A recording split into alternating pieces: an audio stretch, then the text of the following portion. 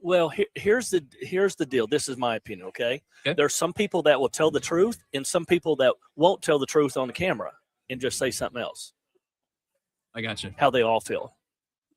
If you think that one of the head coaches for the Southeastern Conference were excited about playing 9 conference games, another conference game, that there's not one of them that was. Now, they may come out and say, oh, it's no big deal. We just got to do this. We got to play them. I mean, that, and then some people come out and like, hell, nobody else is going to say it, but I'll say it. I mean, I think there's truth to that, in my opinion. So you think everybody, is it just a relation? I talk to a lot of coaches. Yeah. And I talk to a lot of coaches, and coaches tell me what the conversations that they have in the staff room. Is it easier to say something like that, too, when you haven't coached yet in the SEC? He's kind of in the perfect time when he can say something like that. When you haven't played a game. If you go out and struggle on that 9-game schedule, that might be a little different. Is it all because of making the playoff? I don't know if it is, or if it's just the strain it puts on your players and a strain that puts on your team. I mean, at the end of the day, it comes down to wins and losses. I mean, 10-2 and 9-3, there's a big difference. And regardless of maybe who you got beat by or who you won, sometimes that doesn't matter, unfortunately. No, I mean, but nobody. But the problem with the 9th game is just the strain you have on your team playing in the conference, and injuries and wearing people down. I mean, I think that's what happens. Can you explain that a little bit more? Like, how does that affect the way that you prepare for your next game? I think that's what helps. I think that's why the Southeastern Conference struggles. It's hard on them because they got a better overall, deeper conference than the Big Ten. Yeah, the Big Ten's been winning the national championships. Maybe the top 2 or 3 teams from the Big Ten, or the top 2 teams or one team, are best in the SEC. But overall, week in and week out, having to play these opponents, just the physical wear and tear on your body compared to mixing in somebody else and, kind of having a week where you don't have to, your starters don't have to play as many snaps, don't have to prepare as hard during the course of the week. They still prepare as hard, but it's just the wear and tear on your body. Instead of playing 52 snaps in a game on Saturday against somebody, maybe you play 17. Maybe more people rotate in there. Is that cyclical?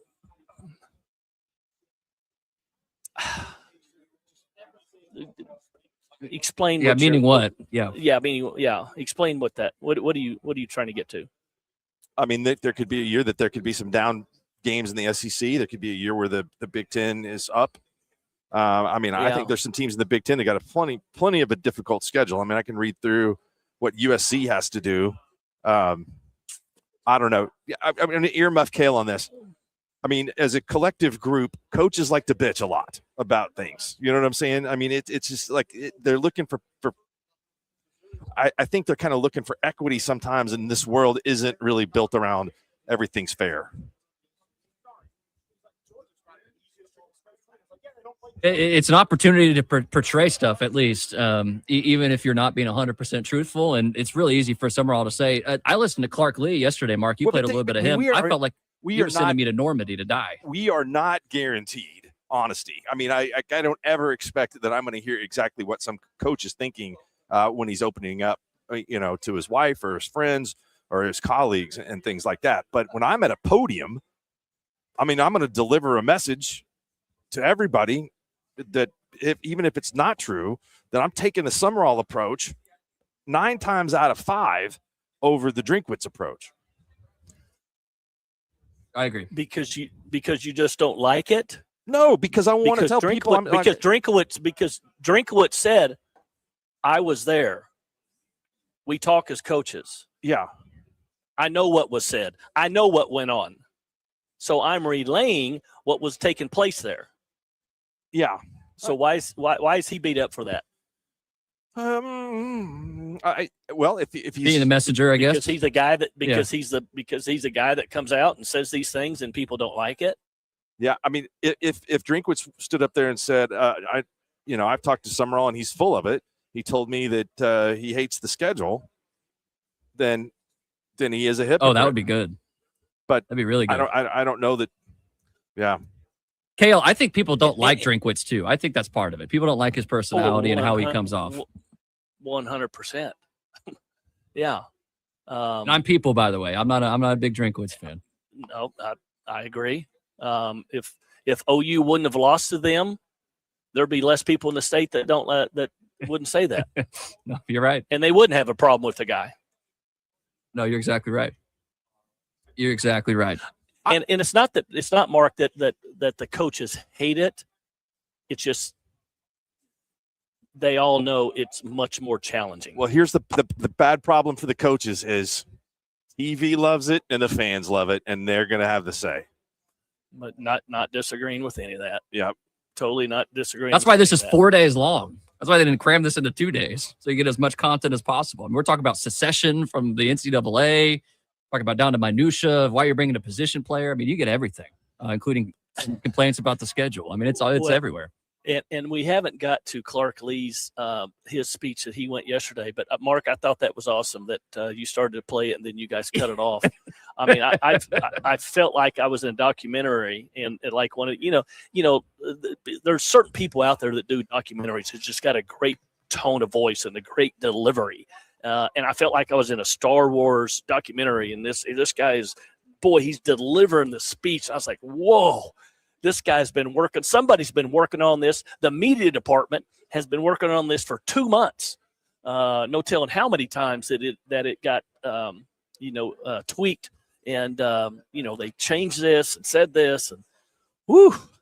Lesson learned. That was a lot. If we're going to go to the podium again anytime today or tomorrow, we will go to the question and answer portion rather than the opening statement. So that's a little bit on us. But man, he was reading that thing like somebody who got called to the front of the class in the second grade.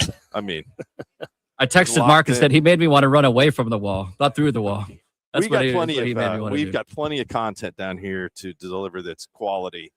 We don't have to go to that stuff.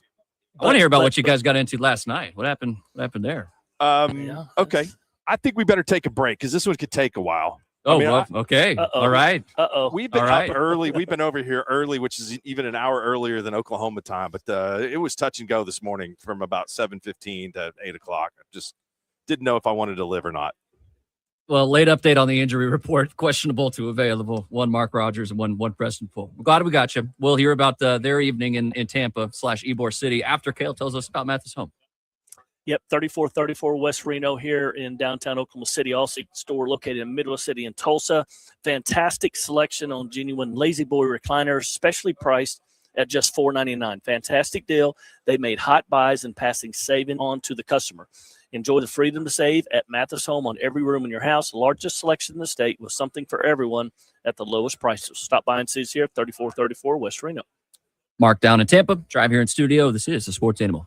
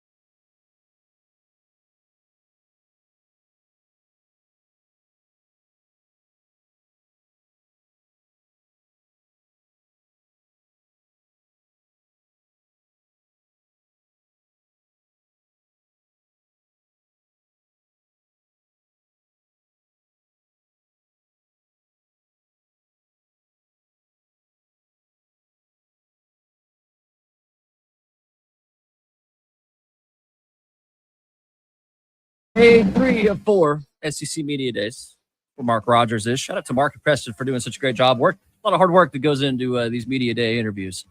So definitely don't get it twisted. WWLS on YouTube. Search that up. Podcast page on the Sports Animal app. You'll find it all there. Did I hear, Mark, that you're going to have Paul Feinbaum on? Is that? Yeah. Did I hear that correctly? Paul Feinbaum's going to be on with us tomorrow. Thanks to Kale for helping out with Jeff Lebby. He's going to join us tomorrow as well. So we got a lot of great coverage for you. That is if we make it past tonight. So, yeah, what happened last night? I'm glad you made it here to the show today. Well, I mean, Preston is here with me. He can help describe it. But they have a party every night. Tonight, the party is at Tampa-based the Buccaneers Stadium. Last night, James, yeah. Last night it was pretty cool because we get to the hockey arena and we were surprised with quite a nice spread of food. I mean, they had a ton of shrimp. They had some chicken empanadas. They had free beer, which was the highlight of the day. And so we partook in that. Didn't really, I mean, we were civil. We didn't go through there and eat a ton of shrimp. I did screenshot Matt the shrimp since he's such a fan of that. So we decided that we would go over to this place that allegedly had Tampa's best wings. And I'm telling you, they were not lying. I mean, they were not pulling a Summerall on this. I mean, it was very, very good. So it was fantastic. Then after that, we went back to our home in Ybor City. There was a little bit more nightlife on Tuesday than there was the previous night. We only had one cock crowing this morning. Probably the cocks were up all night last night doing the samba. Preston, what kind of music were you hearing last night? It was a lot of bass coming from the club that is right next door to where we were staying. Yeah, there was some bass. Although I was asleep. I mean, I didn't hear any of it. I was fine. Sounds like a good time. So Preston didn't go investigate the bass? He didn't go to the club? Or he's just not telling us about it? I did not. I was in bed because we got work to do down here, Matt. All right. Yeah, you guys working hard. We acknowledge that. Sounds like a good night, but an efficient night. We have a great view of the pool from our rooms, and there is a pool at this Airbnb that we're staying at that gets sun, I think, like 45 minutes a day. And we were back in the room yesterday just based on the angle of where the pool is and kind of how small it is. There was a dude at the pool yesterday that had on a swimsuit that, I mean, it had the least material in a swimsuit that I've ever seen in my life. I mean, it was barely covering the front. There was nothing on the back. So not something that you see every day in Oklahoma City. That guy's name? Elijah Drinkwitz. Just kidding. Really good. His name is not Elijah. Speaking of that, real quickly, you guys were talking about this quote from Drinkwitz. So I'm reading this from Pete Nakos of On 3. Eli Drinkwitz, he was talking about, I think he was more or less kind of taking a shot at the Big Ten scheduling. And his quote was, when I distinctly remember last year being in the SEC meetings, when we were discussing the 8 to 9 game scenario, we were being told that if we didn't vote to go to a 9 game, then the playoffs would not expand. So we made that decision.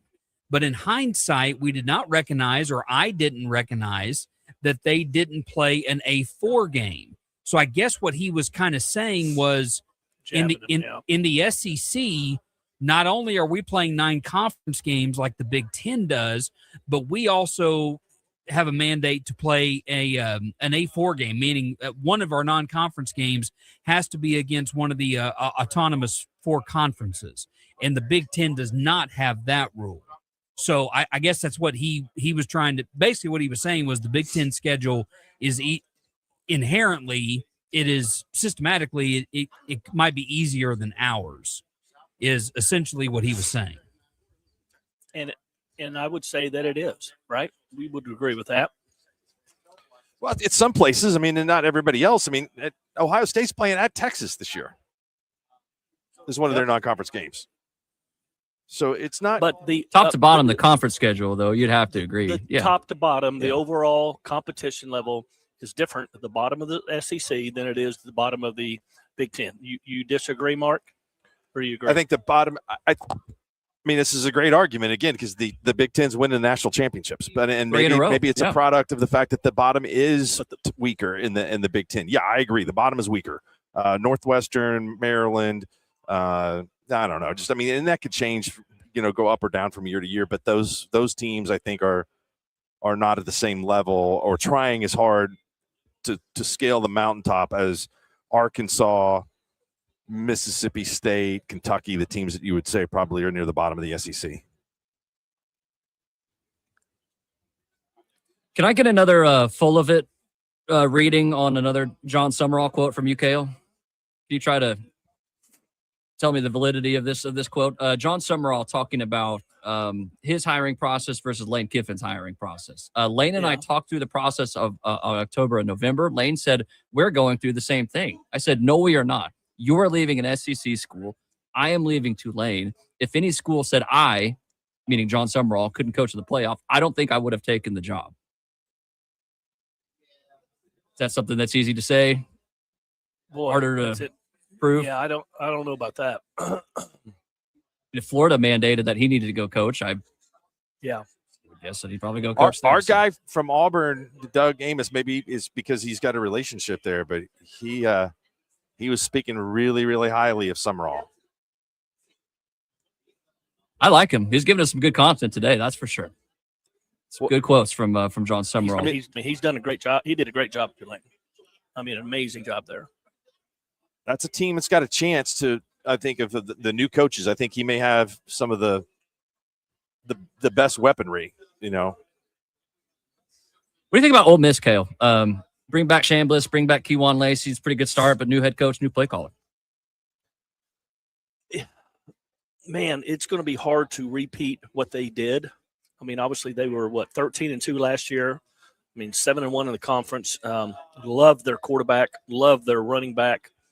But it's just going to be hard to repeat that. They bring back one of the best quarterbacks in the league, one of the best running backs in the league.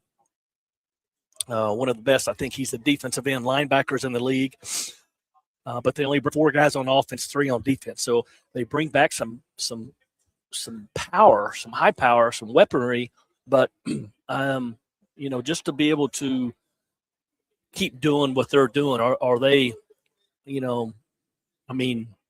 it's just hard to keep repeating year in and year out in that league. But they've got a chance because they got a great quarterback, potentially the best quarterback in the Ole Miss, in the SEC. So we'll see. He might be up there, Mark, if you were to rank. We were reading a tier list earlier that had him ranked number 1, and that's up to you and in your opinion. But Chambliss, you might take him over anybody in the country. I would put him I'm putting him number 1. He's my all SEC quarterback, just based on past performance. I think you do have to put him there. But the rest of them, we're going to talk with Cousin Shane of that SEC podcast. He is not high on Ole Miss. Not high on Ole Miss. They did not rebuild in the portal the way Lane Kiffin would have. They got a lot of defensive players, which makes sense with their head coach Pete Golding. Yeah, we haven't heard from Pete Golding yet. I bet Pete Golding is more interesting at the podium than Clark Lee. I think so. He's weird, and I like weird when it comes to football coaches. So, which one? Pete Golding. Pete, yeah, he's kind of a little different. A little different. Kind of old school. Just a football coach. I like him. I don't mind Kalen DeBoer either, KO, but the amount of pressure that is on you from that fan base is incredible. I think he's a really good coach, but I understand some of the frustration when you're following up Nick Saban. Yeah, I agree with that. I'm surprised. I'm not surprised. People have them, up there with high expectations. And again, this is a team that returned 7 players, 3 on offense, 4 on defense, and they're bringing in a brand new quarterback. And the ones that they're bringing back, the star power, they're just not a lot. You got the receiver, Ryan Williams. There's some question marks about him after his first year compared to his second year. But they're going to have a new quarterback this year. Who's that going to be? Keelan Russell, Austin Mack. I've got question marks about them being rated so high in the preseason, in my opinion. Yeah, Mark Mack transferred from Washington, I believe, is where they got him from, and he's a guy who's got plenty of experience. The Russell kid was a blue chip, and they don't even have their quarterback battle decided. They also did not hardly run the ball at all last year, just over 100 yards a game. That's bad. I mean, but people are high on them. I guess it just depends on where you ask. So I think the opinions are a little bit different depending on who you talk to. Doug thought yesterday for sure it's going to be Keelan Russell. He just said Max floor is higher, but Russell ceiling much higher.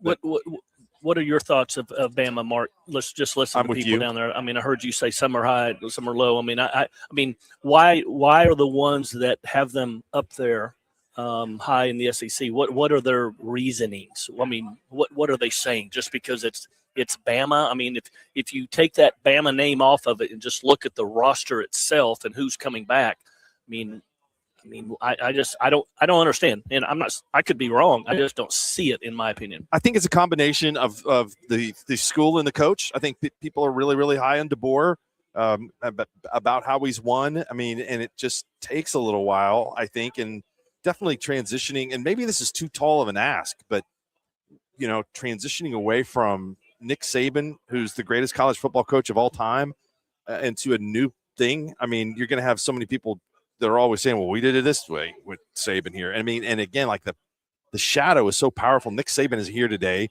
He wasn't here either the first 2 days. So that's kind of hard to escape. I mean, but he did win at Washington. He did get them to a national championship game. That's impressive. And everywhere on his resume, he's found ways to win. I think it's definitely a different system.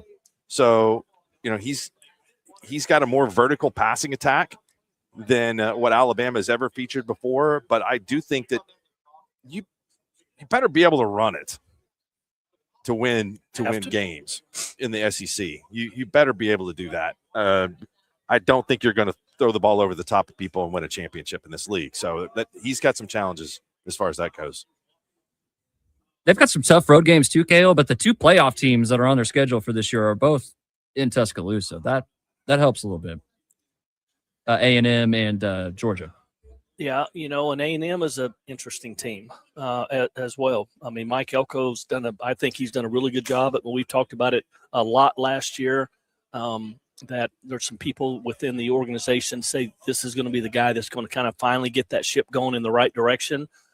They believe how he coaches. They believe how what he demands from the players, and he holds people accountable, the coaches, the players. He's a defensive guy. Obviously, they've got a new offensive coordinator this year. They lost their offensive coordinator, who's now the head coach at Kansas State. So, but they got Marcel Reed back. How good is this guy? I think he's got some big playability to him. How consistent can he be in this new style of offense that they're going to run, whatever that style is? But they're a good football team, and a lot of people think highly of him. So it'll be interesting to see if they can continue to push. And they were 11-2 last year. I mean, about anybody in country right now, say if you can take 11-2, I'll take 11-2 right now. And 7-1 in the conference, I'd take that right now. So see if they can repeat that. I like Elko too, Mark. It's not all about how much you like the coach and how good of a coach you are, but it seems like he has brought something that team needed, which is like some actual substance as opposed to just sizzle. Yeah, A&M, I think throughout their history since they got rid of R.C. Slocum, they've I don't know. This is come up. It's like they got a $100,000 house, and then they've got a Bentley in the driveway. You know what I'm saying? I mean, they need something more practical. I mean, and I think he's the most practical of the guy that's come along. Matt, I think you hit it right on the head. Substance instead of the sizzle. And they've always kind of had the sizzle, and they've always liked to talk about we have sizzle, but they never had substance. I like that. I get that. They've got a backbone to them now. They got meat and potatoes to them. It's just not the flashy stuff, and that's kind of what they've always kind of lived on. But again, this is the word on the streets, just from people within and from the outside. They say that this is the guy. He's got the right mindset that he can get it done. It really looks that way. I'm excited to hear from him today. Also excited, Kale, to hear about Mathis Home. What's going on there?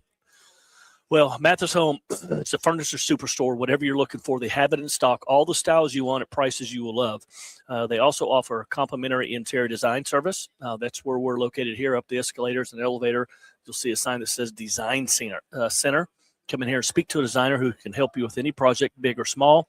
Mathis Home low prices beat Amazon, Wayfair, and other online retailers hands down. Shop and compare. You'll find the lowest prices on every single item every day. Stop by and see us here, 3434 West Reno. Mark is down in Tampa at SEC Media Days. We'll keep our ear to the ground on that. And a little NFL overrated, underrated discussion for you guys coming up next year on Sports Animal. I do see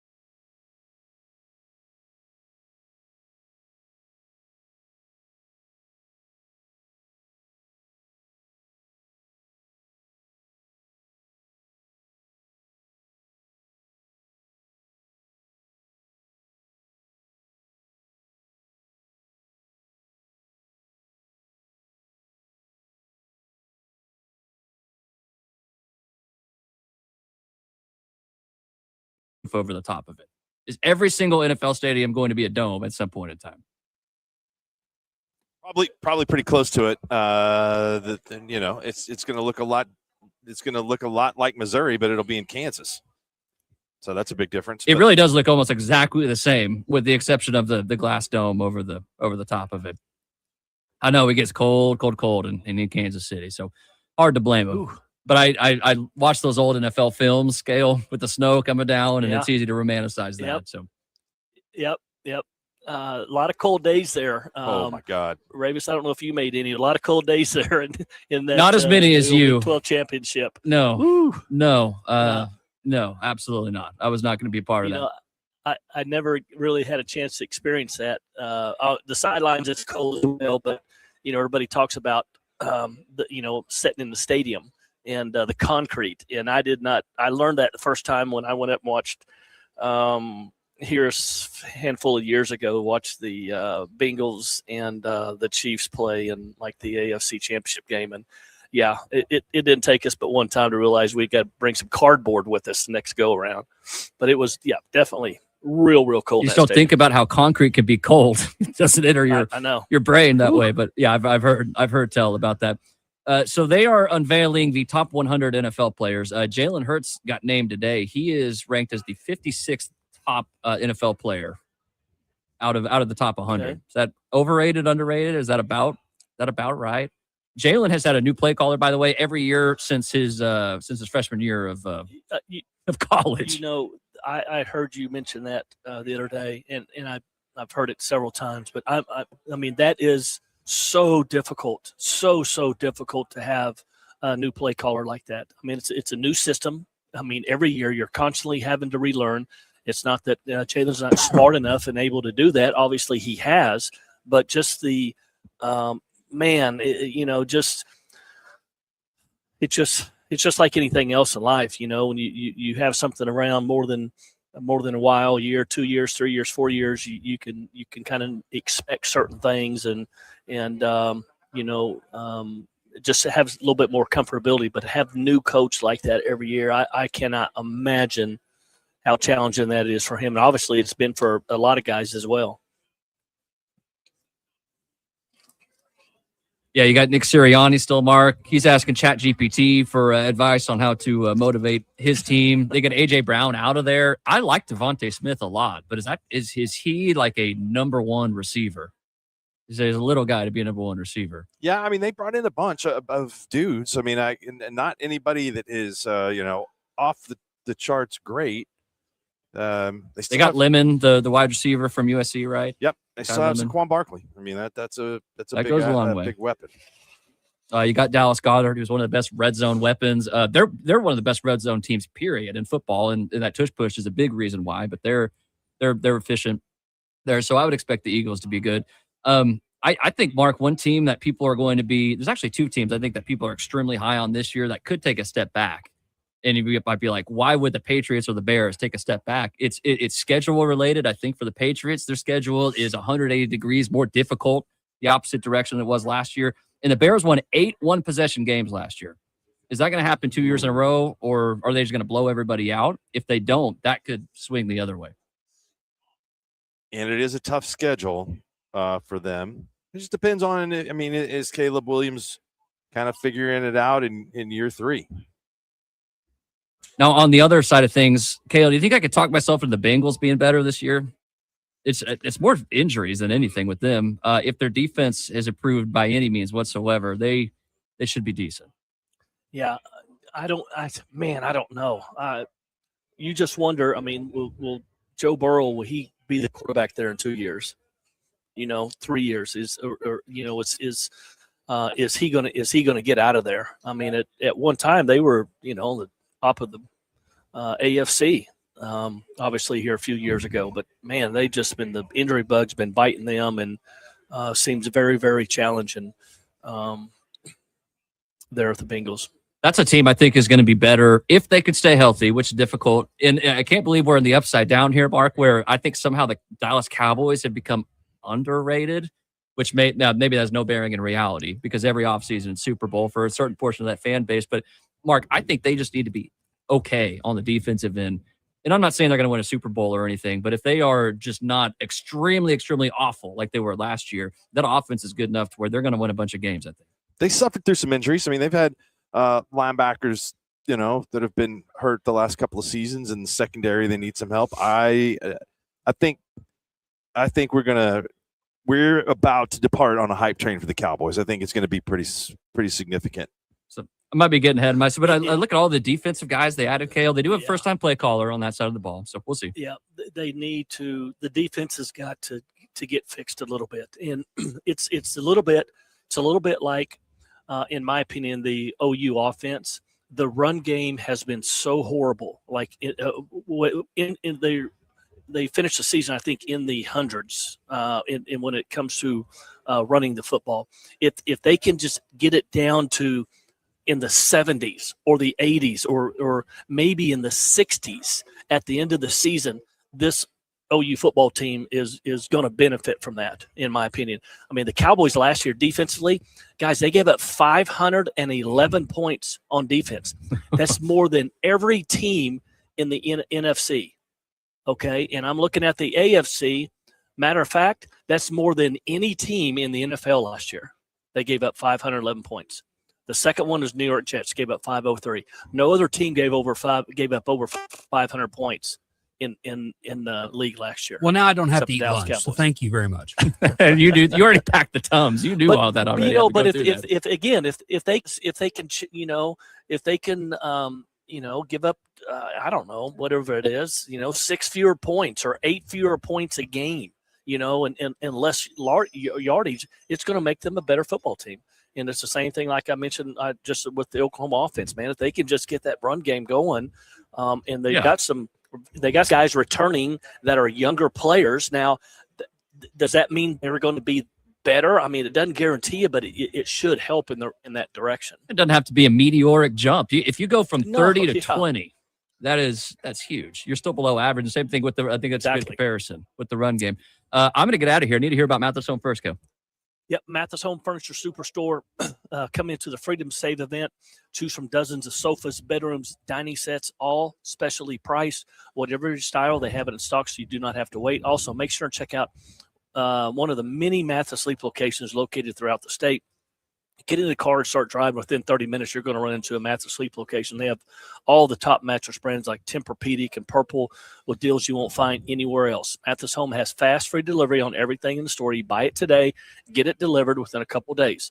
Stop by and see us. We're at 3434 West Reno. Also a big store located in Midwest City and in Tulsa. Thank you to Matt Meyer here in studio, all of our great listeners for interacting with us all day. We appreciate that. Mark will continue their great coverage from SEC Media Days down in Tampa. Kale will continue to join him. Middle of the day show's coming your way next. Boys. We eating or just arguing? Just arguing, no, honey.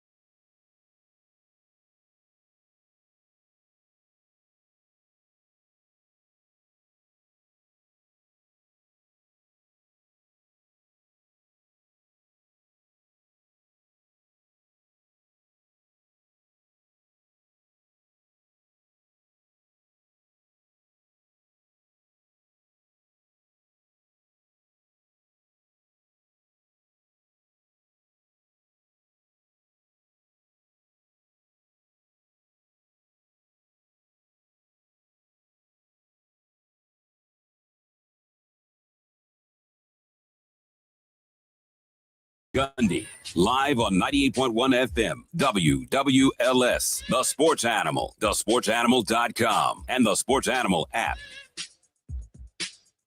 Middle of the day show on a Wednesday here from SEC Media Days. Alabama in the house, Florida, Texas A&M, and Ole Miss. We will go to the podium to hear Pete Golding. He will be coming up in about 20 minutes. We will not go to the podium until they have gone to the Q&A session. So we'll get to hear some question and answer from Pete Golding. Might even sneak in there and ask him about our good buddy Mike Stoops. Has anybody else been on the podium this morning? Yes, we have had Summerall on there this morning.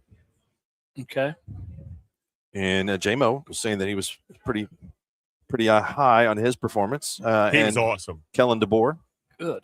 also spoke to the media today. I haven't had a chance to awesome. go back down to the lobby to see what kind of autograph seekers and fans that we have here. There is also a large HBC sorority convention going on across the street too, with all of the women dressed in the same clothes. So that is interesting occurrence here in Tampa. So HBC. So they're head ball coaches' wives. No, right? No. No. Okay. you when you say HBC, I only know one HBC. Head ball coach. No, this is different. So Okay. historically, That's a black different college and university. HBC. Okay. I left the U off. Nice. Left You the U left off. the U off. There you go. There you go. It has become after last night's activities, I think we're dragging a little bit today. I may need to take a lap or do some push-ups.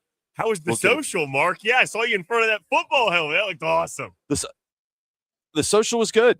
The social was good. Preston captured me at a moment where I was showing the most enthusiasm of the trip. I mean, it looked like I was ready to go down for a nap right there by the helmet. But we made it. We had a good time. We had a good time last night. A lot of people show up from the media department there. Yeah, it was busy. Media people show up. We had. Yeah. I mean, I don't know if you know this about media, Kale, but the media they really appreciate free food and free drink stuff. You don't have to twist the arms of the media to get there. But we have not. They don't have energy drinks here, so you're not missing anything. But we do have all the Dr. Pepper you could potentially ever drink. So yeah, probably. How's the heat down there? The humidity, is it been real hot, like it has been here, or what? The air conditioning in the hotel, I'd hate to be paying that bill, but it is very warm and it is very humid. Kale, I have been drenched in sweat since we landed off the airplane. That would be me. that would definitely be me. Ooh. That humidity is something different for about 4 or 5 months out of the year down that part of the country. It's turned on every morning you wake up, and it doesn't stop till you go to bed at night. I mean, it's a good 12-hour deal, the humidity down there. There's been some cloud cover, so it's not been bad. I mean, the weather patterns are a little bit different. We are going to be going to the party tonight at the Tampa Bay Bucks Stadium. I put a tweet out last night. I mean, the University of Oklahoma has had a big impact on the Tampa Bay Buccaneers history. The freeway that goes right by here, named after Leroy Selman, who's the first ever Tampa Bay Buccaneer draft pick. You got Baker currently running the team. You got Gerald McCoy that's been on that team. Yeah. Sterling Shepard playing for the team now. Davin Joseph played quite a few years here in Tampa. So I would say that's been pretty good. Cowboys probably more, but the Bucks definitely have an Oklahoma flavor to them for sure. So, Mark, it's safe to assume that you and Preston didn't go out and get the outfit that we saw Chip Kelly wearing yesterday at Northwestern Media Days or whatever that was. Explain to me what he was doing there and why he was wearing those things. So, well, I don't know if I can explain it. I really have no idea the reasoning behind it. For anybody that missed it, Chip Kelly is now on staff at Northwestern inexplicably. Did not realize that. What's he doing there? Is he an analyst? I know. I think is he on the offensive staff? I really don't know what he is there, to be honest with you. I really didn't look it up. I was too perplexed, and you'll understand why. He was yesterday wearing he's the offensive coordinator. And yesterday he was in front of a bunch of microphones, presumably talking to the media. And he had a purple workman's vest on and a white construction hat with a big Northwestern sticker on the front of it. I thought it was an electric outfit. I think if you're going to talk to the media, you should wear that. And I really lobbied Preston to go out and find that attire for you to wear today at Media Days, Mark. I think you would have gotten a ton of interviews with it. I don't know it's pretty tough to look good in a construction hat. I mean, that thing doesn't necessarily fit, and it is not built for pleasure. It's built for, protection. There is a lot of construction going on here in Tampa, so it probably wouldn't have been too hard to find one. But the purple vest, not something that's out there for every day. Well, you would rep like a yellow one, right? Because I guess that's the perfect color because they're all yellow. Because we're at the Sports Animal, our logo is that bright yellow there, maybe a little red action in there. So I think you just have to tailor it to whatever colors you represent. And for you, Mark, that's yellow. I've got a safety vest in my house. I don't know why, you know what I'm saying? Not what I've done that before. So anyway. How's the are you going to go hang out at the pool today afterwards? No, I don't think so. Party tonight? No, Okay. I don't think so. I don't know. We might have a siesta this afternoon. Ybor City what year was it founded, Preston? 1886. It's a very old Cuban neighborhood. It's awesome. 1886. Yeah.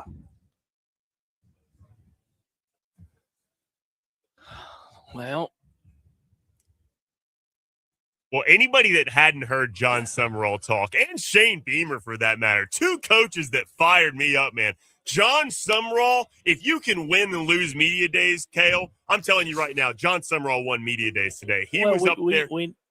We need to play a little John Summerall if he's that good. Yeah, well, I'm telling you what, at some point today, I think Gideon's certainly going to play it later. Maybe we can play some too. He was really good. We can play everything but his last question because he cursed twice in his last question, and I don't have the technical savviness in order to bleep it. But he was really fired up. My one criticism of the assembled media is that, like, John Summerall got up there and he played at Kentucky, and I guess he has some Tulane transfers that are going to Arkansas. So, like, the first four questions is just like, I'm so-and-so from wildcatpodcast.com. Tell me about my team, not your team. And that's basically like the first four questions. But he was really good. That's sweet. All right, we'll hear some of that. Definitely hear some of that. Yeah, that's not the best look for Chip Kelly. No. He looks dapper. Used to be the man at Oregon. Yeah, used to be the man there. Okay, yeah, we will hear from Pete Golding. And again, we got guests coming up on the show today. Ty Richardson from ESPN Radio in Arkansas will join to talk about the Hogs. And then Bobby Burton is going to stop in. He's next to us here from On Texas to discuss the Texas Longhorns. Yeah, Cale, have you thought about ranking the teams? Do you have a choice to win the conference this year? I have not thought about that, but yeah, I mean that can be done, but I haven't really put a lot of effort into it yet. I mean, would it be anybody other than Texas or Georgia?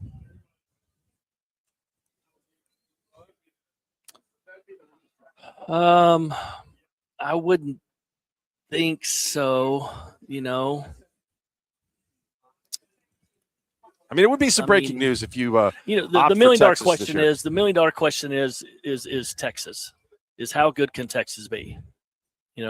Obviously they, can they offensively be better than they were last year? Can they protect Arch Manning better than they did last year?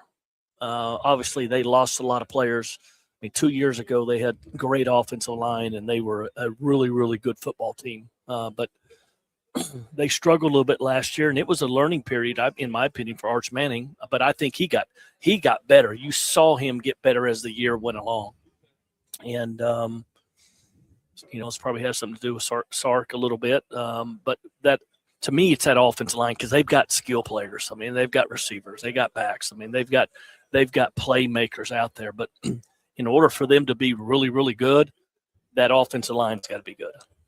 I know that that Bobby Burton's pretty high. He was pretty high on OU this year. I think he feels like they'll go back to the college football playoffs. But the Texas offensive line and the running game, and he brought up a good point on protection. I mean, the pass protection, they do have the receivers, I think, to be good. So you got to keep the quarterback in a good spot. Yeah, and all these teams, the top teams in the SEC that people are talking about, they all have one thing in common. They all have a quarterback. They all have a quarterback that people think have a chance to be, really pretty good. Obviously, Gunnar Stockton at Georgia is coming back. I mean, he was a very, very good quarterback last year in the SEC. Arch Manning, as the season went along, was playing really good. Now, Alabama, they're going to have a new quarterback. That's why you and I were talking about earlier. I questioned a little bit. I'm just not sure if people are just buying that it's Alabama and just saying that they have to be up there, and that's just a consistent thing that they've been doing for a lot of years. Replacing a new quarterback, I'm just kind of intrigued with that a little bit. Obviously, Ole Miss and Trinidad Chambliss got a great quarterback. Marcel Reed, Texas A&M, they've got a returning quarterback. John Mateer, Oklahoma, returning quarterback. Obviously, he's got to play much better than he played last year. Regardless of whatever reason what he did, and at times he played well, but man, if he can just get a 0.25% better, if he can just get a little bit better, if that run game can just get a little bit better, and in my opinion, I think they will have a better season than they did last year. And they won 10 games last year, but because I believe in that defense. I believe in the defense. I believe in the players that they got. They got a chance to be pretty good. That's moving them into the top four, right? Do what? So you would have them in the top four? Again, Georgia, Texas, I would say Alabama, Oklahoma, Ole Miss. To me, those are your teams. Those are the 5 teams in my opinion, and maybe Texas A&M. I think those are the 6 teams. I don't really think anybody from the outside is going to make a lot of consistent noise in the conference, in my opinion. Tennessee, there's a little bit of positive talk about them, but I think they'll have a new quarterback too. Is that correct?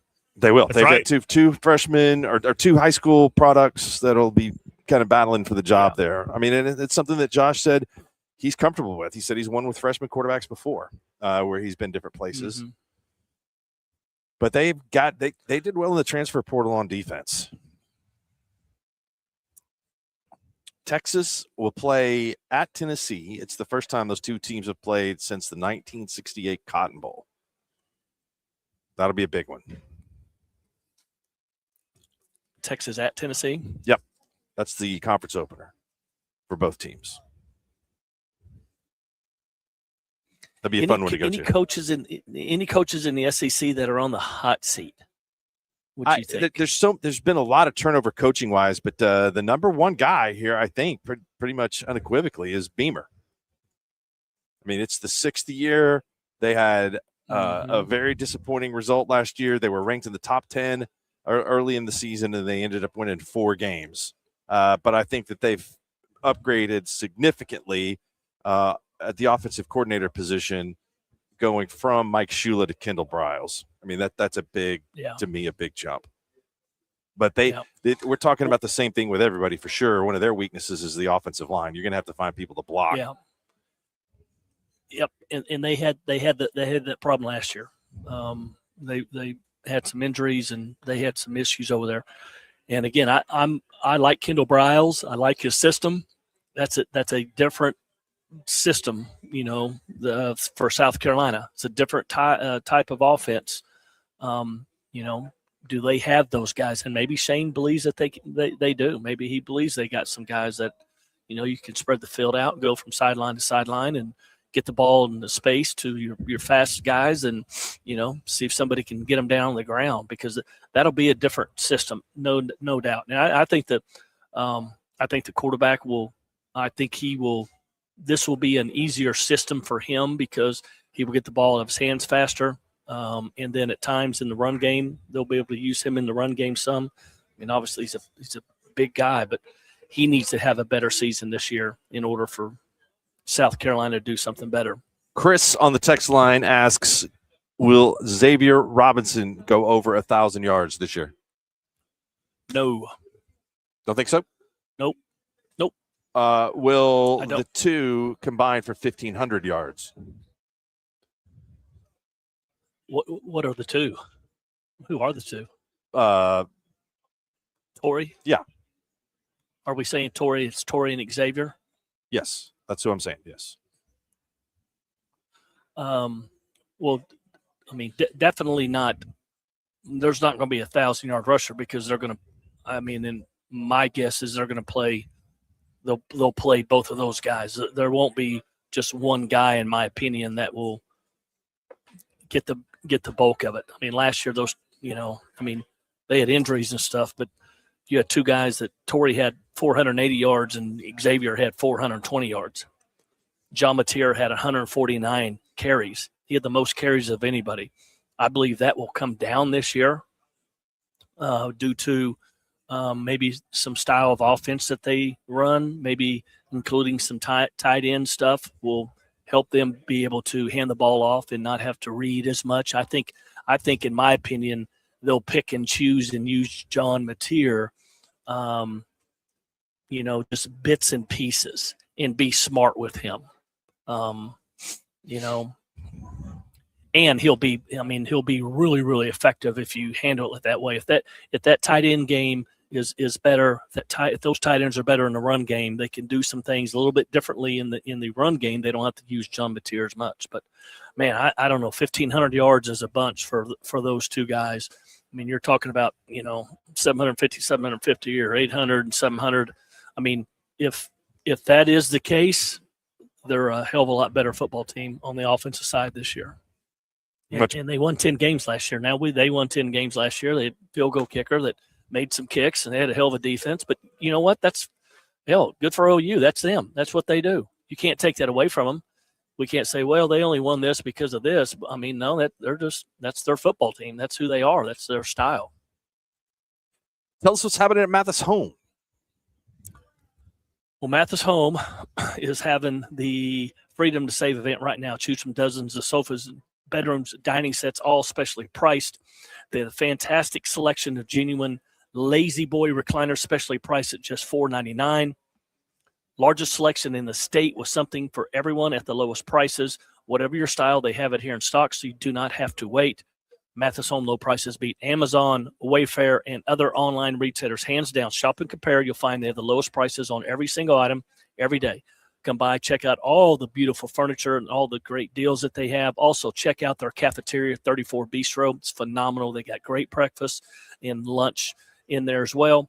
We're here at 3434 West Reno. All right, coming up next, Kale's going to call the Hogs, and we're going to talk with Ty Richardson. Hit that line, ESPN Radio in Fayetteville. That's next. Stay tuned. Whether you're a student, teacher, or a parent, we could all use extra cash.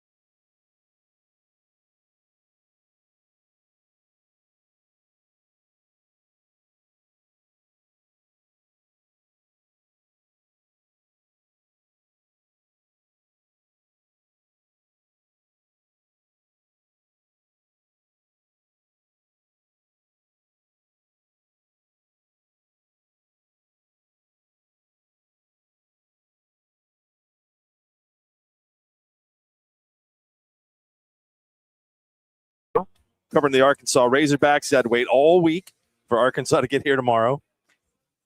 What have you been doing with your time? Well, man, paying attention to a lot of coaches. Beamer saying that y'all think we're going to suck. John Summerall threatening to throw a podium at someone. It's been entertaining. It's not the Spurrier days, but Mark, it's been fun. Good. Now, tell me about this karaoke party that we're going to tonight. Okay, I'm excited because our mutual buddy Tyler McComas said you were interested. So I'm like, all right, let's go. So it consists. I got to get Barrett Salee, who now is with the doing Brave stuff in Atlanta. He obviously covered college football for a number of years. Yeah. And it used to be a thing across the street at Gabriel's back when they would do it in Birmingham. Okay. Each and every year. And then it kind of took on a life of its own because more and more media members started to do it. And now gotta give credit to John Neighbors, who's kind of led it with Chris Gordy and Dan Matthews and some other guys. But it's hey, grip it and rip it. Let's see what you got. So I'm excited to see what you got tonight, man. Okay. Well, I will not be gripping or ripping it. I will be spectating that for sure. So I'm looking forward to see who's got the pipes tonight. What new coach? I mean, what are you expecting? Well, I think for Arkansas fans, you're trying to find optimism in a world of pessimism. And what I mean by that is they're going to be picked 15th or 16th. Yeah. And they've got a quarterback that has played a little bit of the SEC in KJ Jackson, who I think is going to be the starter. But you don't have, like, someone asked me the other day, what position group do you hang your hat on? And I kind of thought about it. I was like, maybe the running back room, but they really don't have that. Like Oklahoma, it's the defense. Like, you can collectively say you can hang your hat on defense. You got a Heisman front runner in John Mateer. Like, you can look at Oklahoma right now and say, we can look at this football team. We can hang our hat on a couple different positions. Arkansas just doesn't have that. And I hate that as a program that I went to school at and grew up loving, but you just got to be real about it. And that's kind of where we are right now, Mark. Kale, say hi to Ty.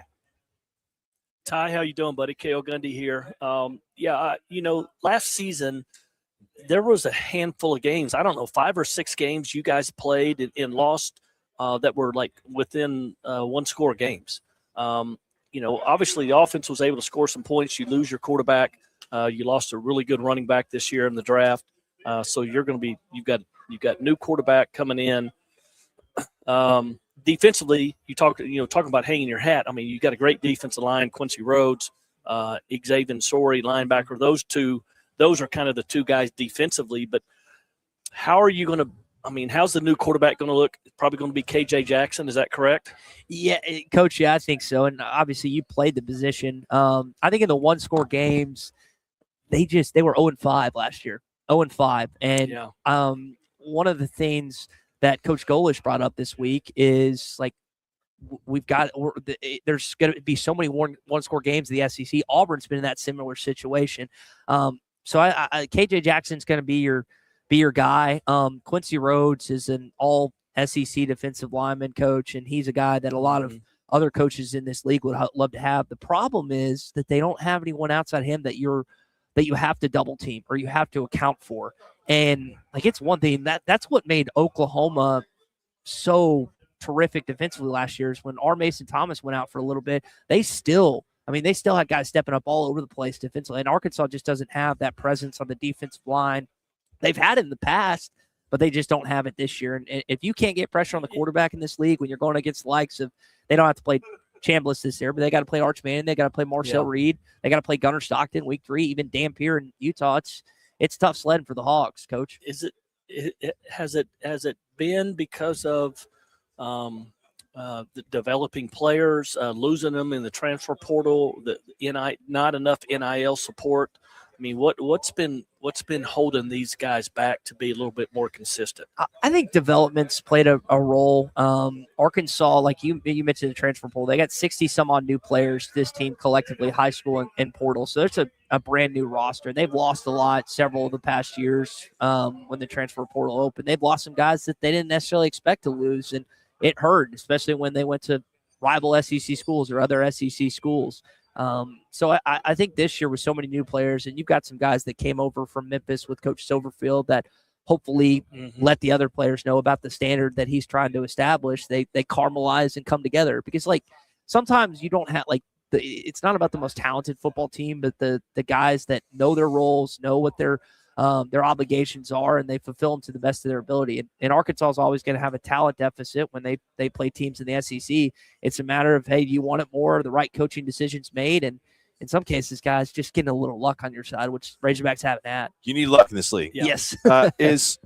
Is the league missing an opportunity? I mean, Arkansas got a bunch of rivals, but the Arkansas fans care about Oklahoma. Oh, yeah. Western side of the state, Mark? Yeah. My goodness. So Fort Smith, obviously it's right across the border from Oklahoma. And when I moved there 8 years ago, I didn't realize the animosity between the two because I'm from Little Rock, and I went to school in Fayetteville, and there's not that animosity there.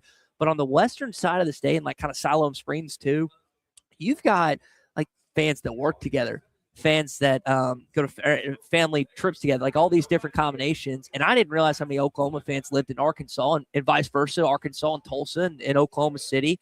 So, yeah, that'd be great. Like playing Oklahoma year in, year out would be awesome. Do they care more? I mean, I know the LSU thing is huge. And Ole Miss and Arkansas played for a bunch of years. Do they care about Missouri? No. I mean, like, I don't think Oklahoma fans necessarily – I care a little bit more about the Missouri rivalry, growing up with it in basketball. Okay. And then just the fact that it's been a team that Oklahoma's played for a lot of years. There have been some great games there, but that's Oklahoma's, one of their rivals, traditional rivals, that's going to be on the schedule. I mean, I don't think Oklahoma fans care, but they got to do something with Missouri, I guess, Yeah, that's what the SEC is designated. Let me tell you this. If Arkansas fans were just told, hey, snap your fingers, Greg Sankey decided to replace Oklahoma with Missouri, you're going to play those guys year in, year out. I mean, the campuses are 3 hours from one another. I know, yeah. And you're telling me that these schools who are the closest by proximity of anyone in the league, they can't play every single year?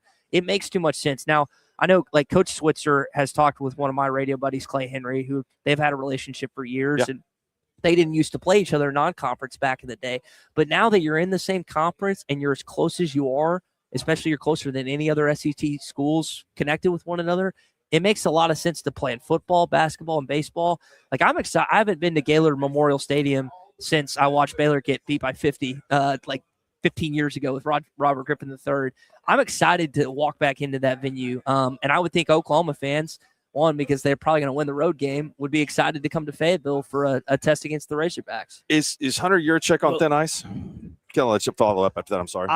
I think that there's frustrations with him. Now, Hunter's done what the deal with Hunter. Hunter's done some good things at Arkansas. He may be the oldest man named Hunter that I know. Yeah. Usually it's a young man's name. No, good point. But he has also done some things that have reflected poorly in the eyes of fans. And when you're in a situation where things start to snowball the wrong direction, and it doesn't matter what you do, like they blast you for good stuff, or even if it's good, or they credit someone else. He's kind of in that situation. Like they just got Community America to sponsor the stadium. And to me, you got outside the state money to do this. I think that's a good thing.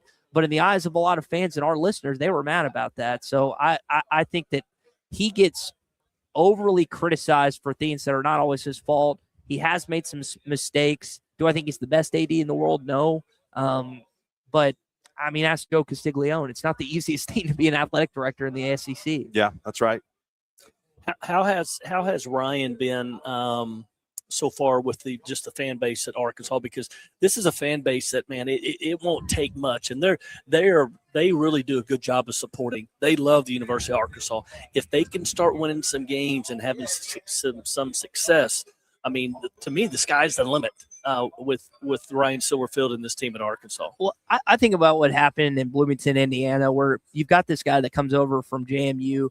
And I remember seeing the feedback that Indiana media had when they hired Kirk Cignetti, and it was underwhelming. It was very negative. And then obviously he's done what he's done in Bloomington, and they're now the best they've ever been in the second losingest program in the history of the sport. What he's done is he's shown the idea of the 4 or 5 year rebuild doesn't have to be the case. And if you're Arkansas and you see what happened, now I realize the Big Ten top to bottom is nowhere near the SEC, despite the last 3 national champions coming from that conference. But, Coach, I agree with you. Like, Arkansas has had, like, times when you sync up, like, instinct talent and you sync up a good coach. Bobby Petrino, for example, when you had the combination of Tyler Wilson, and I know Ryan technically was outside of state, the late Ryan Mallett, but he grew up an Arkansas fan in Texarkana, Texas, and he was basically across the border. Then you throw in the likes of Dennis Johnson and some of the other outstanding players, Jake Beckett, and others. Like, when you have a combination of in-state talent, you get them with good coaching,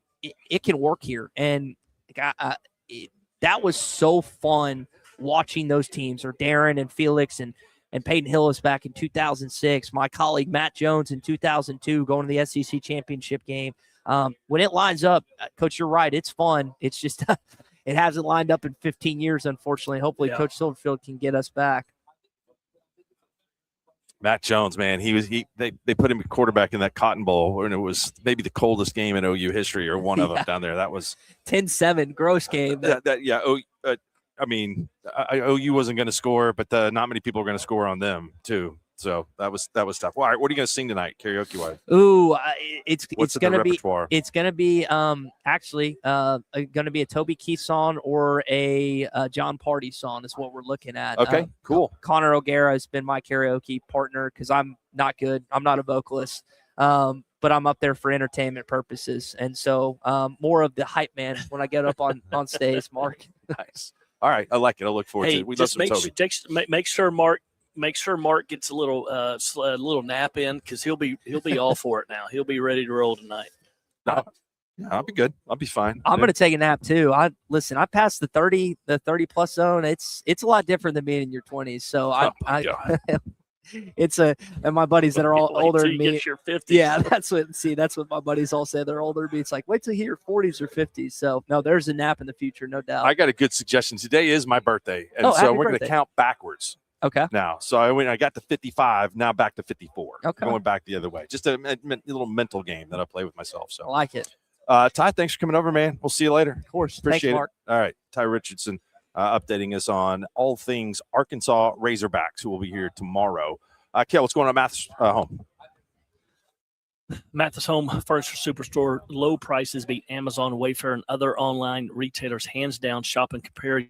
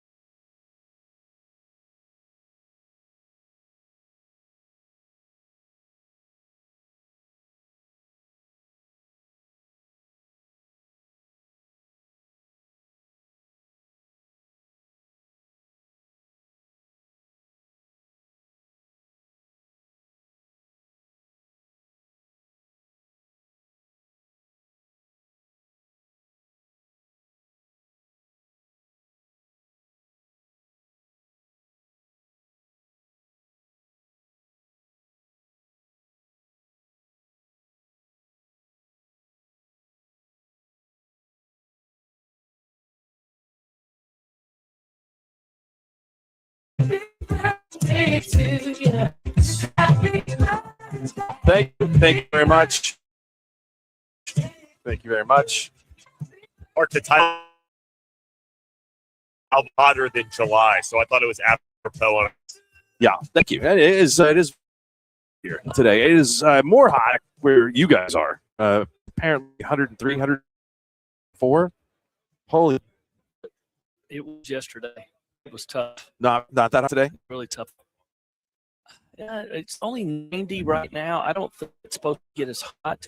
Now, when you pull up your weather app, just in case you don't know, and you look at the 10-day, whenever they show the sun and there's a cactus next to it, that means it's going to be scorching hot. So next day we go from 104, 105, 106, 105, 103, 102. Yes. That's hot. That's ridiculous. Hot. That's ridiculous. That's too hot. That's too hot.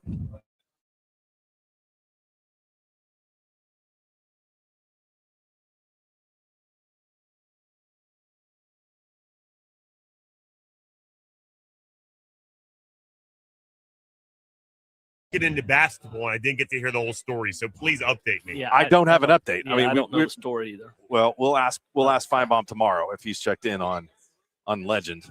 So I'll tell you what, I'd be flattered if I was Feinbaum. If we had one of our callers try to break in here, that would be something. Sources were telling me that he was seen walking across the street from the hotel after he was kicked out. Yeah, and kind of pissed. I don't know. I mean, this is I don't know. Some of the things in sports you think are getting a Super Bowl credential is doable. I think if you've got a legitimate reason to be there to cover it. But I don't feel like the SEC media credential is one of the tougher ones out there to try to procure.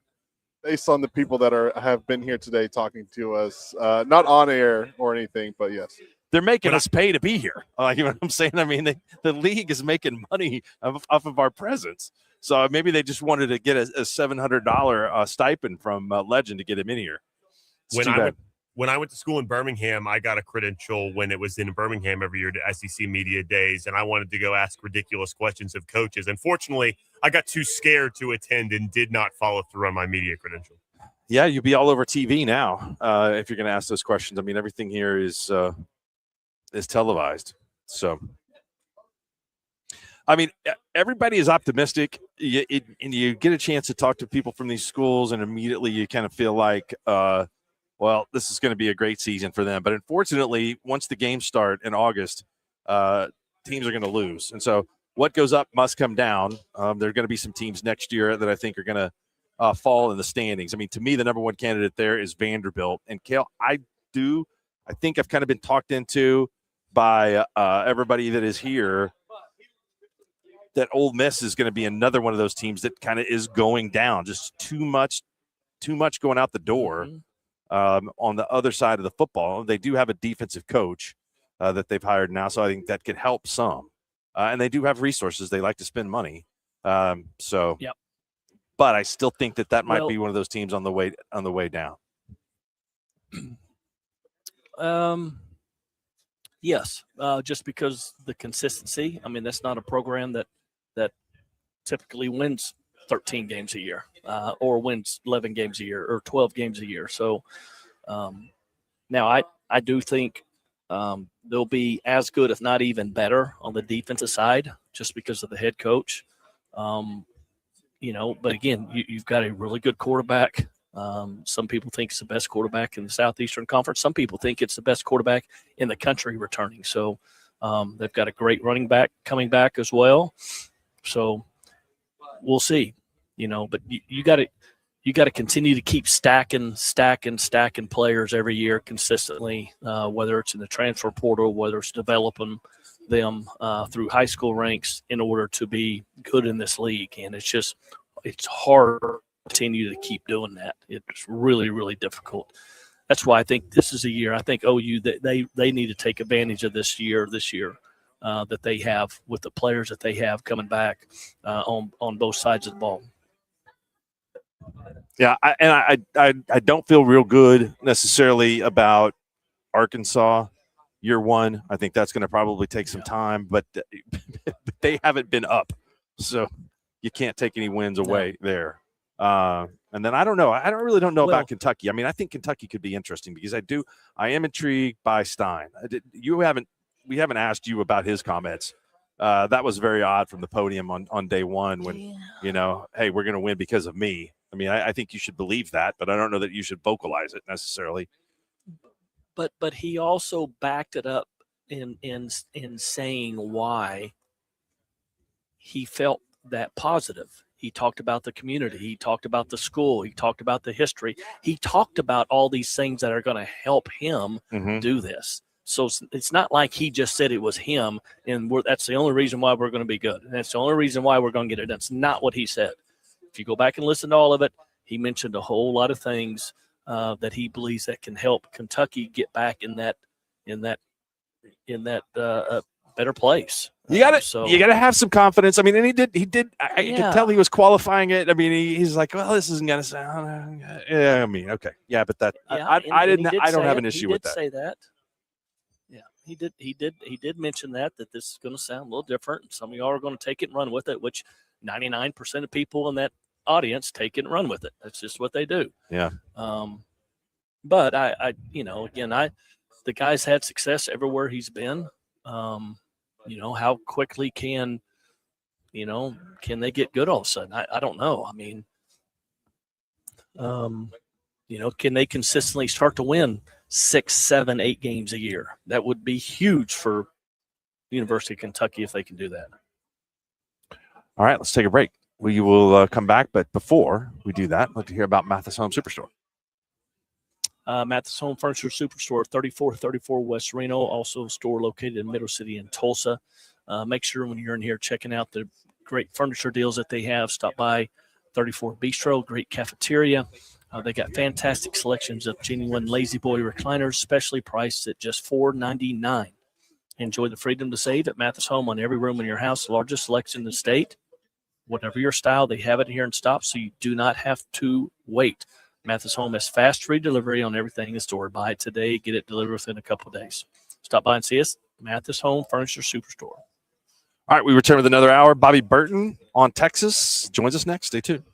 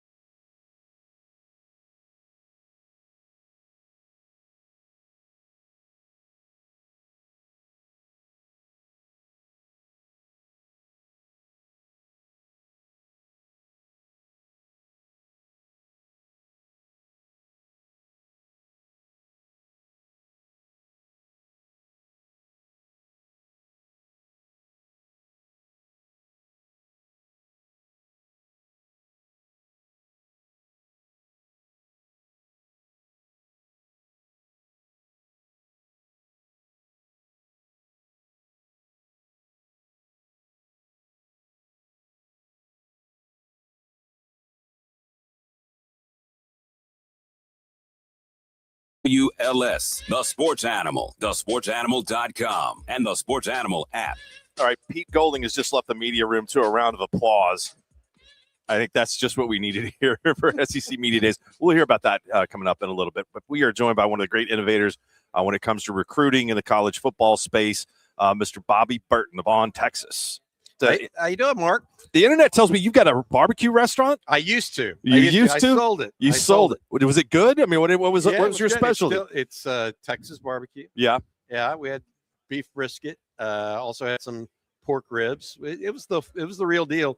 I did it and started it during a year where I had a non-compete.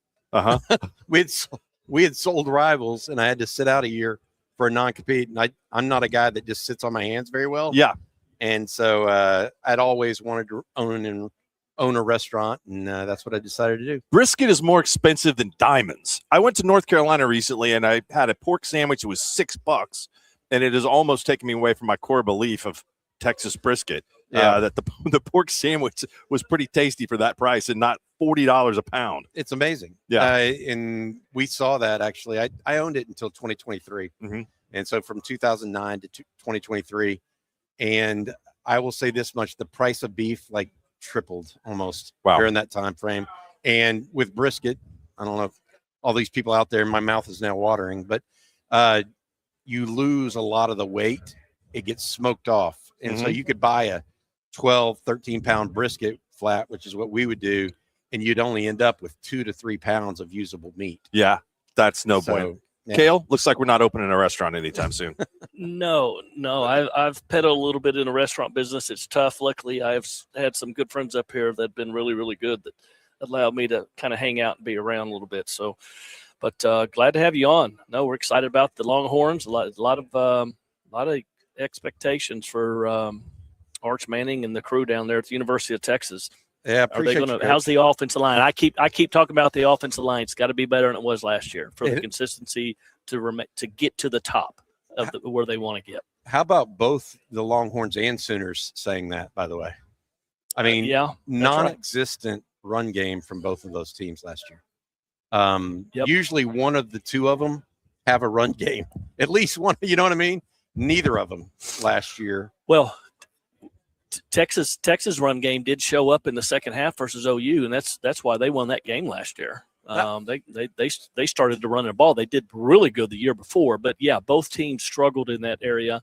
But I mean, that can help them get back. You want to win 11, 12 games, 13 games. The offensive line's got to be better running the football. It almost feels like when Texas plays OU, Texas is looking for those cutback lanes because OU flows to the ball so darn well. And Brett Venables has got those guys kind of sitting on it. And that's Trey Weiser didn't do it going just outside zone. He did it on the cutback of the outside zone most of the time. I liked him as a running back. Were you surprised at the change of defensive coordinator position? No, we were not. During the Vanderbilt game, Texas played Vanderbilt. And I remember that distinctly. Yeah, yes. Texas got out front big, and I think Kale can probably appreciate this. Texas got out big, and all they had to do is keep the ball in front of them, and they didn't do it. And all of a sudden, Vandy's come roaring back, and there was dysfunction between the front end and the back end of the defense, just straight up to the level that the head coach had to intervene. And so even though Pete Kwiatkowski, I think, had a tremendous career at Texas or tremendous run at Texas, I think that alone, the die was cast after that. And there was talent on that side of the football. Yeah, I mean, it wasn't like he had not recruited or that had dropped off. No, and Colin Simmons is a freak. I mean, Anthony Hill, athletically a freak, right? But I think that he tried to hire Will Muschamp from the very start. Yeah, when he got the job, and what he saw from Pete Kwiatkowski is a bend but don't break style of defense, and I don't think he wants that. I think he wants a more aggressive, in-your-face style. I will say this: Texas didn't have the personnel necessarily out of the gate to play that aggressive, in-your-face style. Now they have more of that personnel that lends itself to what Will Muschamp likes to do, which is press the corners, try to make people make plays against them, get the ball off in 2.5 seconds, etc. I got one more, Kel, and I'll let you go. How good is the SEC? I mean, seems like for Oklahoma, it's a little different than Austin, but I mean, you've got Oklahoma's a lot like some of these SEC towns. I mean, the Sooners are going to have 90,000 roll out for every game, no matter what. But I know it's tough on the coaches. It's tough when you got to keep up in this league, but it's been fantastic these last 2 seasons. It's like y'all played in the Big 8 for a long time, so y'all were used to going to Kansas and Iowa State and Kansas State and all that stuff. Texas wasn't really until they got to the Big 12, right? And so we didn't have this natural tie to the Big 12 schools that made it in, or that became the Big 12, right? Yeah. And so I grew up in the era of the Southwest Conference, right? And a lot of people my age and more that way. So this, for the first time, feels like a natural thing for Texas, because since the Southwest Conference, and I say that because of all of the I mean, Texas goes to LSU. Texas and LSU should have been playing for the last 30 years, 40, 50. I mean, they're state universities that live right next to each other, right? Texas should have been playing Arkansas. Texas already plays Oklahoma. Texas should be playing Texas A&M. Yeah.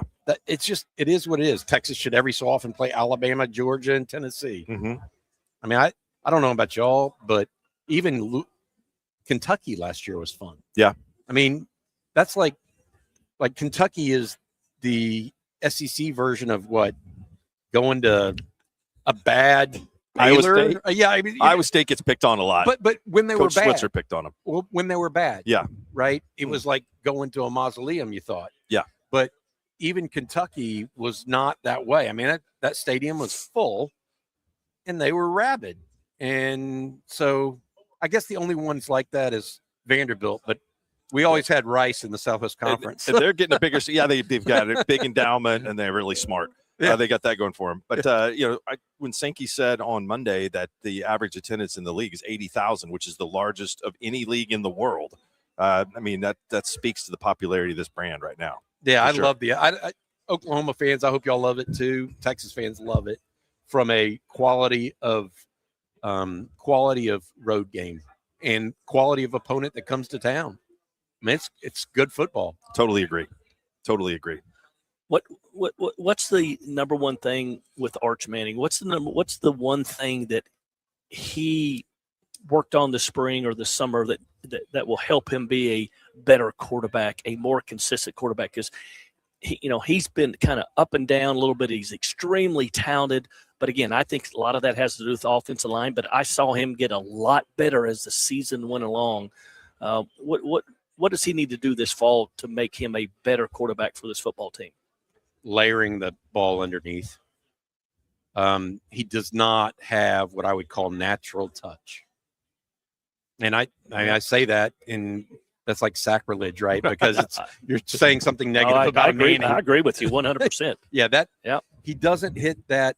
Like that's a soft touch throw, and he doesn't hit that. He's worked on it all summer, all spring, etc.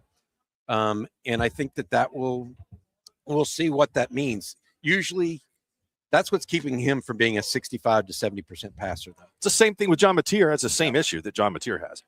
The completion percentage, Kel, I think you talked about this, but like 3 or 4% completion percentage makes a massive difference. Yeah, and moving the ball. I mean, look, you need to keep OU. If you're Texas, you want to keep OU's defense on the field. Likewise for OU. They want to keep it's all about that. And I think that being said, Arch Manning has a set of nuts on him.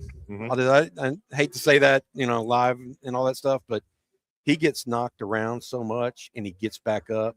He played last year with a hurt foot, and rushed for 150 in the Citrus Bowl. He is a big kid, Cale. He's a big kid. How big is he? I haven't seen him up close. But how tall is he? How thick is he? 6'4.5", 235. I mean, he is. Wow. Yeah, he is. That's big, impressive. Yeah. He's. You know what I'm talking about. He's that kind of guy. Yeah. The other thing I would say about him, and this is different than some of his peers, he knows how to protect the ball much better with the ball than Quinn Ewers, for example. Quinn was a little loose with the ball, especially in the pocket, because he wasn't a big kid. He wasn't naturally strong. And then Quinn always threw on anticipation because he didn't have that big arm. And so he'd get some balls picked. But Arch, in his last 6 games, turned the ball over once. That includes fumbles, by the way. Right. Once in the last 6 games. That's strong. Could this be Sark's best offensive football team because he's got weapons? I mean, he's always been known for having some weapons, but when you add a Raleek Brown in the backfield, when you add a Hollywood Smothers in the backfield, and then you got Ryan Wingo returning, Emmett Mosley, and then you add Cam Coleman, man, if this offensive line can be consistent, I mean, could this be his best offensive group? Save 2020 Alabama when he was the offensive coordinator at Bama, right? When they ran up and down the field. That was a little – but at Texas, yes, it should be his best. And I think that's what people are waiting for, the fireworks, But in this league, I was just talking to Billy Lucci from Texags, by the way. We were talking about how Texas A&M, and OU, the kind of triumvirate, they kind of make that triangle. Like, I think 2 of those 3 are going to have good years. And did you inform him that it was them that was going to be the odd man out? I did tell him that I thought maybe it was A&M on the low man on the total. He wasn't buying that. Okay. But my point is, right, it's been rare. The SEC, it is just, we talk about the offensive line, and what I was getting at there is the offensive line in the SEC, you're really just looking for a stalemate. You'd love to sit here and say, oh, we're going to dominate you. Like OU's offensive line used to dominate the Big 12. You can't do – I mean, I'm sure Georgia has done it at some point because they have such road graders on the offensive line. But it's really hard to, quote-unquote, dominate anybody in the SEC on the defense. I mean, it's hard. So the offensive line question, you're just really week in and week out. Yeah, you're just looking for a stalemate half the time. Well, just look at the offensive linemen that Oklahoma, Texas has put in the NFL in the last 15 years. There have been some dominant linemen there. So, I mean, if you can find those guys, at least you have a chance to maybe win that stalemate a little bit. You just want to win it to score 28 points a game in this league. Yeah, you do that, you're in good shape. Well, go ahead, Kel. One more question. Tight end. Who's going to be the tight end? Because a quarterback needs a good tight end or two. I mean, you got to have that guy to be able to drop it down, and you can have confidence with who's going to be the tight end there for UT this year. That's a great question. So, Kel, they went out and got a tight end from Michigan State named Michael Masunis, who is an inline tight end. I mean, true inline tight end, only had like 19 catches last year, but has really good hands. They have a sophomore out of Klein area down in Houston named Nick Townsend. Nick is more of an H-back type, to be frank. But I was told last week that not to be surprised if the guy that Arch kind of is the check down guy is Emmett Mosley, because he's a third-year guy, spent his freshman year at Stanford and then last year at Texas. And he is the reason why Texas felt confident enough to let Parker Livingston kind of go into the portal. And so I would not be surprised if he's not to your point, the underneath guy. And then the 2 running backs, Sark historically does a tremendous job getting the ball to running backs in space behind the line of scrimmage. Like not into the route tree necessarily, right? But he does a great job of that. And, Raleek Brown and Hollywood Smothers are guys that have a little bit of juice to them. Is anyone else on the planet wear more all white than Sark? Sark, Oral Roberts, and and maybe Elvis. Wow. Elvis in Hawaii or Vegas, right? Yeah. Late Elvis. Not early, not early Elvis. Late Elvis.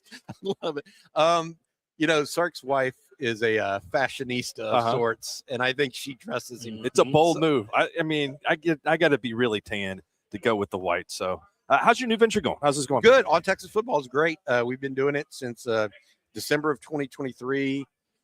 Stepped away from On3 Sports, one of the companies I helped start, as well as just enjoying the idea of trying to be what fans want from a sportscast / webcast / website. You know, I'm not going to sit here and pretend that some of our guys don't root for the Longhorns. It's hard. I mean, it's in their blood. I'm going to stop you on that. Is that and we do have some of this on, about people being homers and all that kind of stuff. Nobody cares, right? I mean, like we're not here doing a lot of journalism. We're doing discussions. Yes. I don't think that it is important that I look at everything objectively. No, I mean, I kind of try to, but I think you hit the nail on the head. I mean, on that right there. It's entertainment, right? I mean, college football is entertainment. Now, there are serious journalists out there, and I listen to them. So I'm not. When Ross Dellinger at Yahoo Sports talks about what's going on in DC with the Save College Sports Act, I read every little bit I can find. But look, college football is entertainment. That's why coaches are getting $10 million a year. That's why players are getting millions of dollars a year, even in college. And so at the same time, you want, and one of the things I've always felt, you want the discussion to be rooted in reality and what you really feel. You don't want it to be stuttered and, making no offense to Skip Bayless, maybe y'all's best friend, but you want it to be rooted in what you really feel and not just picking a side just to be a jerk. Right. I agree. So I think that one of the things that we do on Texas Football, and I'm sure you do, is, and I heard Coach Gundy talk about this just then. He's like, hey, it's going to be a good year for UT. I can calmly say, oh, you should be pretty good this year. Yeah. And still not hope you win Red River. Right. And I'm sure the people out there listening, well, we hope you don't win Red River either, Bobby. And so I think that's part of the fun of college football that gets lost if you try to sit there and, pick every nit with everybody on every single thing. Yeah, no doubt. Well, hey, thanks for spending some time with us. Really appreciate it. Appreciate it, Mark. Y'all be It's good. been fascinating. Coach, good luck to you, man. Thanks, Bobby. All right. Yep. Bobby Bird. Yes, sir. Thank you. On Texas. Go check it out. YouTube channel, all media, all across the board, all platforms. All right. We're going to take a quick break. Kale's going to tell us about Mathis Home when we come back. And then we'll talk a little Ole Miss football with Pete Golding at the podium. And then we'll hear from Cousin Shane of that SEC podcast coming up here the rest of the way in the middle of the day show. Stay tuned. Hello, golfers.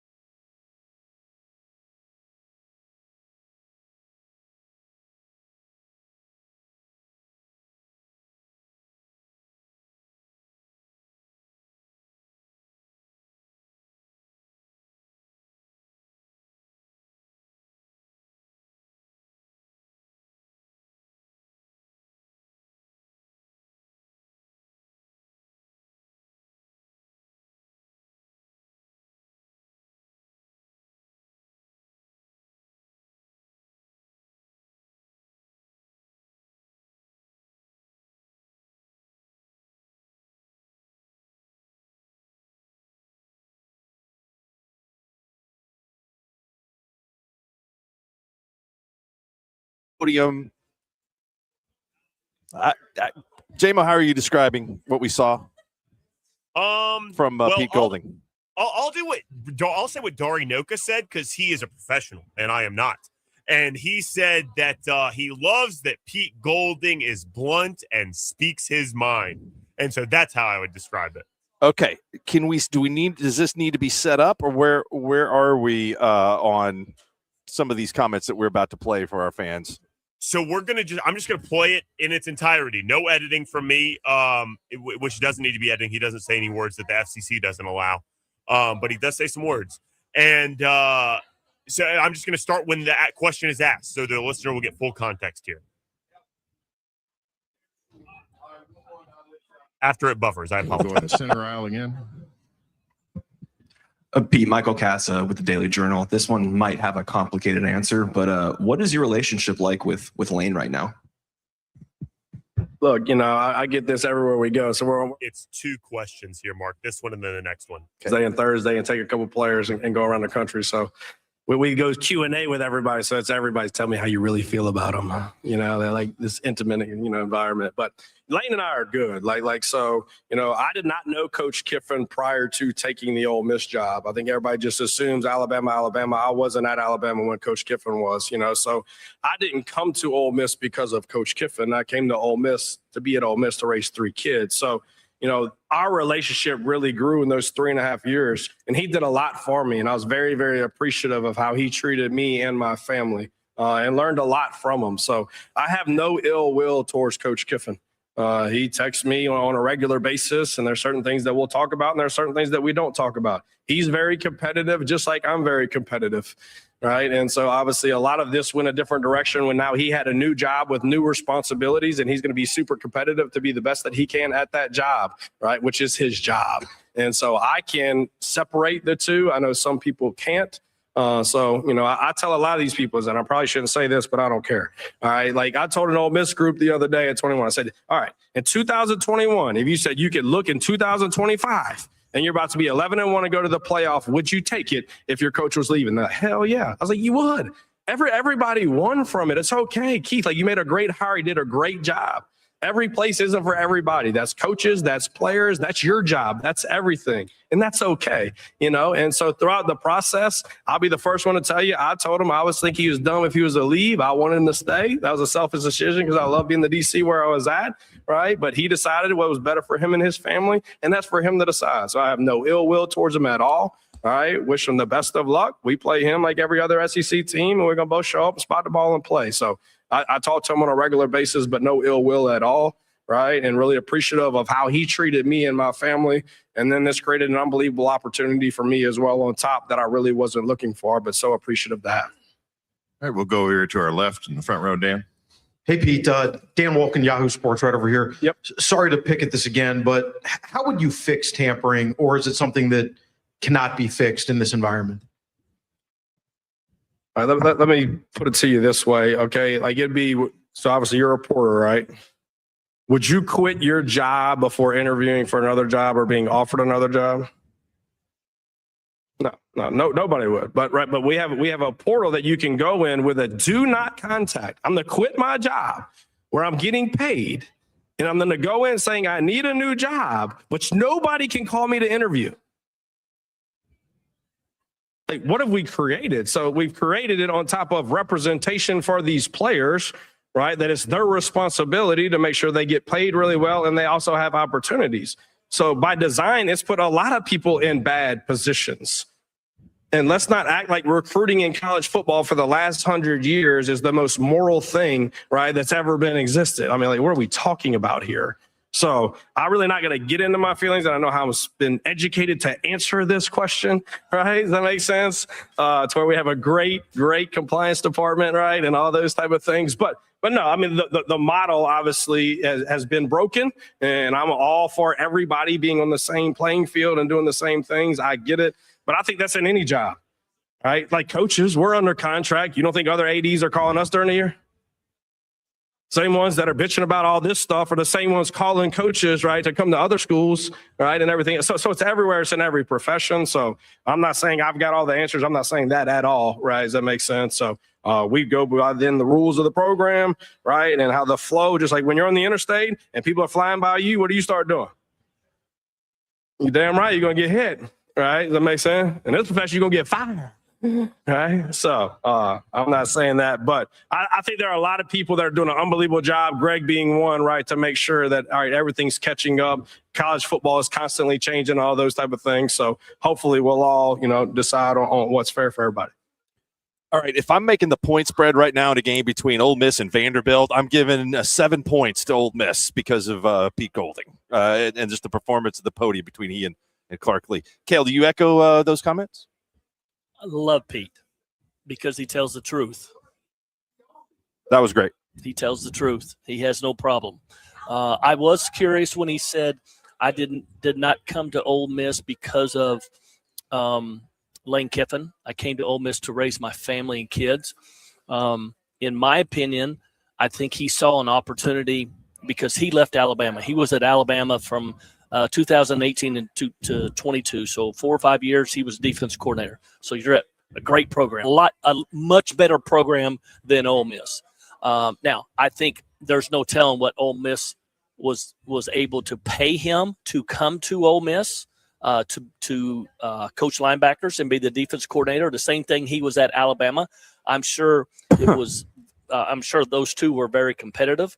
But in my opinion, I'd be willing to bet that the conversation Lane Kiffin had with Charlie Weiss and with Lane and Pete Golding was, hey, if things go well here, I'm probably going to move on and be a head coach. And guess who can be the next head coach at Ole Miss right after me? If we're doing well, you would have the next chance to become the head coach here. Because the offensive coordinator, Charlie Weiss Jr., who was at Ole Miss, see, he's only 32 years old. They would not have elevated him to be the next head coach at Ole Miss. So I think that has something to do with it also. Maybe the family side of it. Yeah, that's icing on the cake, but that's a great opportunity, and he made a great move to leave Alabama, which is a better program than Ole Miss was and still is today.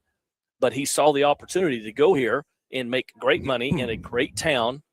And then if we can win, which, Lane Kiffin usually wins, I'm going to go somewhere big, and you can come on and become the head coach. I bet that conversation was had, and I bet that's one of the main reasons why he took that job to go from Alabama to Ole Miss, and it paid off for him. I don't know what the ceiling is for Ole Miss. I'm not sure that the ceiling wasn't last year.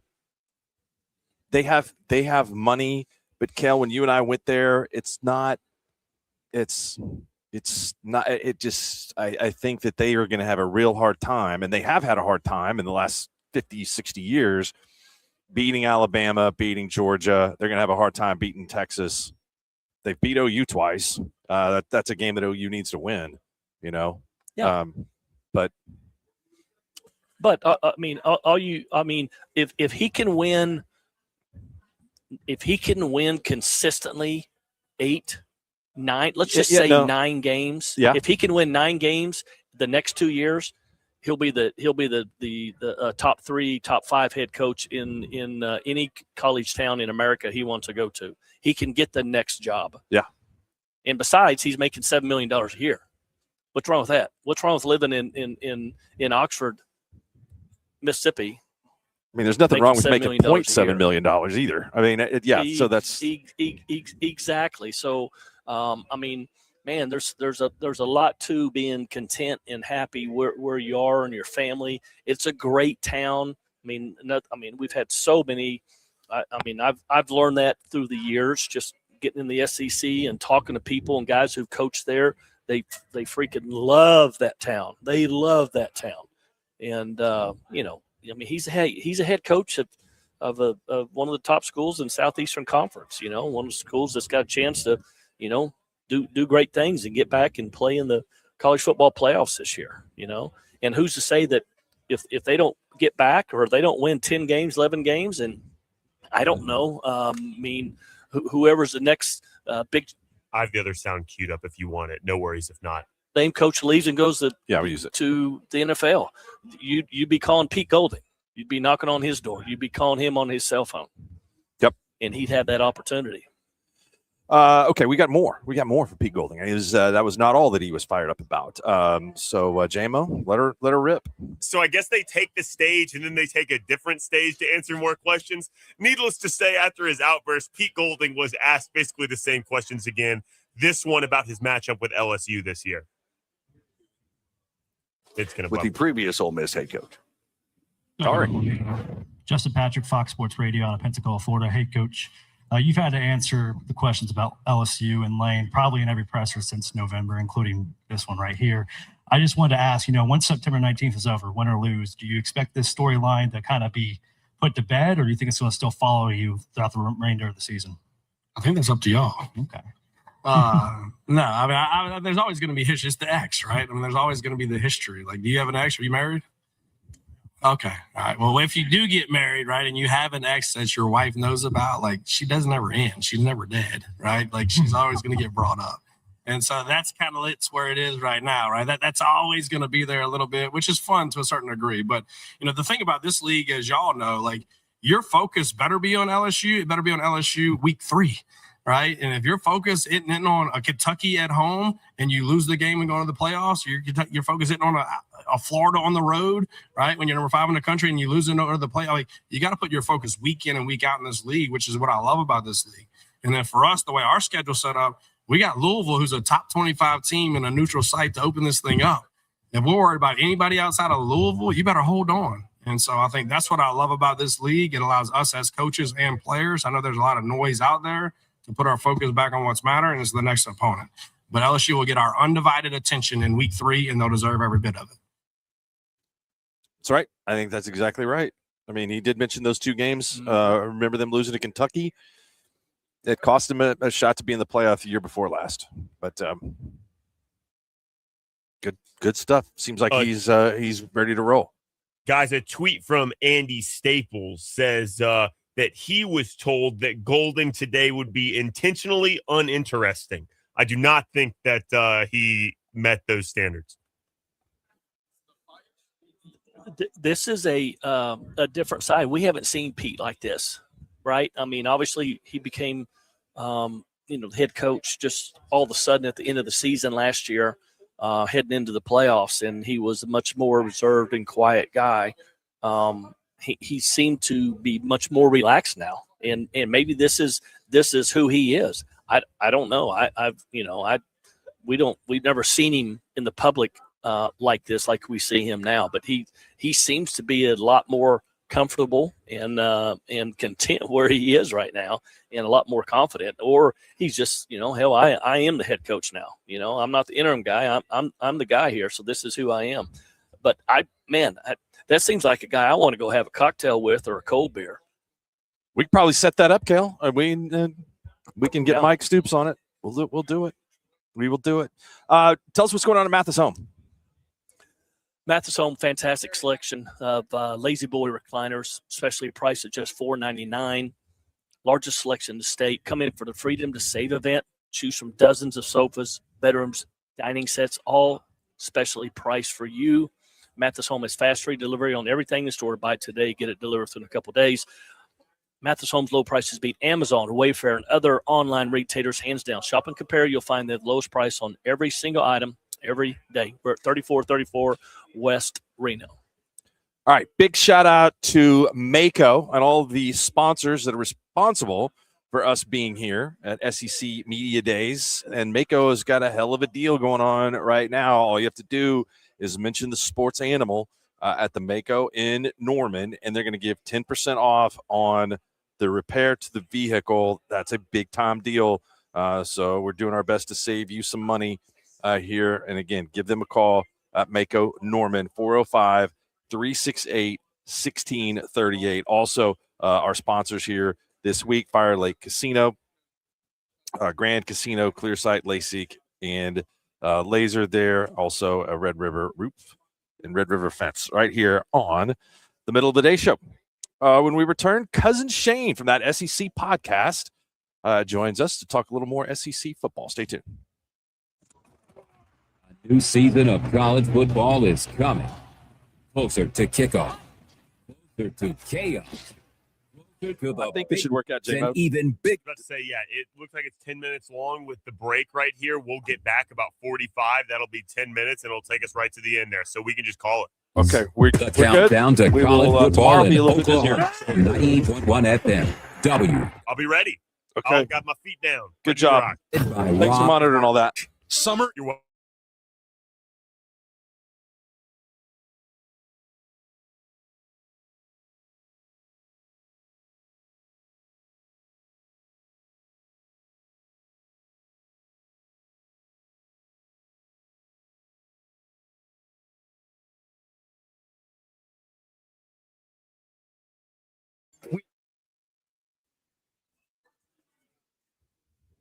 If you are watching on YouTube, this is Preston, by the way. That Cousin Shane interview drops in about 20 minutes. So we're going to end the stream now and just let you guys go over that and watch it on YouTube. Remember, like and subscribe. See you guys tomorrow.